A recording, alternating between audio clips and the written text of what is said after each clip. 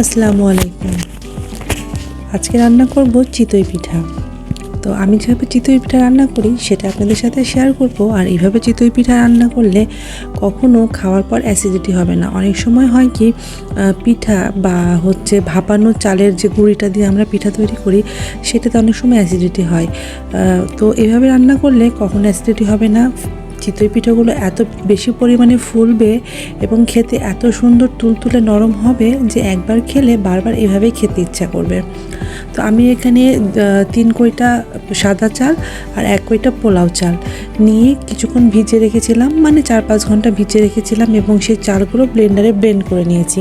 এখানে কোনো আতপ চালের গুঁড়ি দিইনি, নর্মাল যেই ভাতের চাল আমরা খাই সেই চালের গুঁড়ি দিয়েছি।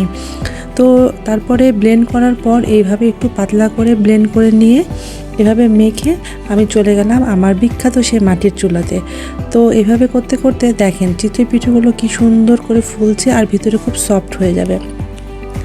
তো আমি যত বানাচ্ছিলাম পিঠাগুলো এত সুন্দর ফুলছিল আর বাচ্চারা তো মানে একদম আমি বানাতে বানাতে অনেকগুলো খেয়ে নিয়েছিল। তো এখানে আম্মু নিচে রস করেছিল আর এই রসের মধ্যে রস তো কীভাবে করতে হয় সেটা সবাই জানেন, গুড় আর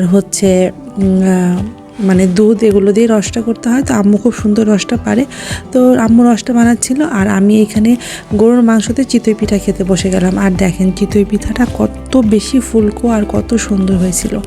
তো আমি সুন্দর করে আবার দিয়ে দিলাম। তো এখন এটা রেখে দেবো কিছুক্ষণের জন্য। এটা কিছুক্ষণের মধ্যেই একদম নরম হয়ে যায়, সফট হয়ে যায় এবং খেতে অনেক বেশি ভালো লাগে। এটা কখনো শক্ত হয়ে থাকবে না, বেশিক্ষণও লাগে না, সারা রাত ভিজিয়ে রাখতে হয় না, জাস্ট 1-2 ঘন্টার মধ্যেই একদমই নরম হয়ে যায়। তো আমি তো সবগুলো ভিজিয়ে দিলাম আর এদিকে আমার চিতই পিঠাটা রেডি।